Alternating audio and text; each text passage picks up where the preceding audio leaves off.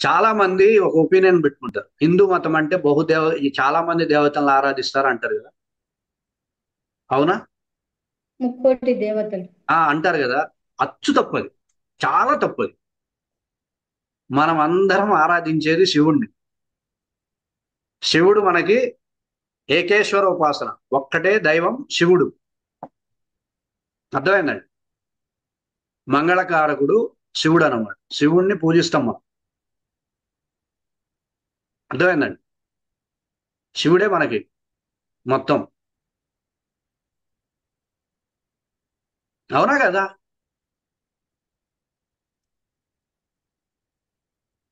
మరి విష్ణువును కూడా పూజిస్తారు కదా గురుగారు. ఇప్పుడు విష్ణువుని రాయిని కూడా పూజిస్తారు. గోవుని కూడా పూజిస్తాం. గోవును పూజిస్తాం. అట్లా కాదు. అల్టిమేట్ ఎవరు? అల్టిమేట్, ఈయన మించి లేదు, ఈయనతో సమానం కూడా లేదు అనేది ఎవరు? శివుడు. మీకు లెక్కలు ఉంటాయి. బ్రహ్మలోకం ఉంది కదా. బ్రహ్మలోకంలో ఈయనకు ఒక రోజు. ఎవరికి? బ్రహ్మకు ఒక రోజు. మీరు ఏ శాస్త్రం ఎవరినైనా అడగండి ప్రవచన కాలం. బ్రహ్మకు ఒక రోజు ఏంటంటే 4 యుగాలు గడిస్తే ఒక పగలు. అమ్మో. అర్థమైందా? 4 యుగాలు గడిస్తే ఒక పగలు బ్రహ్మకి. అర్థమైందండి? ఈయనవి కొన్ని 360 రోజులు ఇట్లా రోజులు గడిస్తే వైకుంఠంలో ఒక రోజు. ఈయన కొన్ని రోజులు గడిస్తే కైలాసంలో ఒక రోజు. అది శివుడు ఒక్కసారి కన్నార్పు కన్ను తెరిచాడంటే కొన్ని వేల సంవత్సరాలు చీకటిమయం అవుతాయి. అల్టిమేట్ గాడ్ అమ్మ, త్రిమూర్తుల్లోనే అల్టిమేట్. మనం శివుడిని కొలుస్తాం, శివుడిని ఆరాధిస్తాం. లోకైకనాథుడు లాగా మహాదేవుడు అంటాం. అవునా కదా?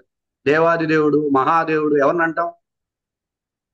శివుణ్ణే అంటాం. శివుడినే అంటాం. క్షీరసాగర మదనం వస్తే క్షీరసాగర మదనంలో విషం వచ్చినప్పుడు విషం మాత్రమే తీసుకొని వెళ్ళిపోయాడే ఎవరు? ఈ అంతకు మించిన ఆ, అంతకు మించిన నిదర్శనం ఏముంది ఆయన అల్టిమేట్ గాడ్ అని చెప్పడానికి? అందరూ క్షీరసాగర మొదల్లో ఏం వస్తే ఏది తీసుకుందామా అని చూస్తుంటే విషం వస్తే విషం తీసుకుని సైలెంట్కి వెళ్ళిపోయాడు. ఆ ఘట్టం తర్వాత ఆయన లేడు క్షీరసాగర మొదలలో. అర్థమైందా? ఈవెన్ విష్ణుమూర్తి కూడా పారి విష్ణుమూర్తి ఏమేమి తీసుకున్నాడు? లక్ష్మీదేవిని తీసుకున్నాడా?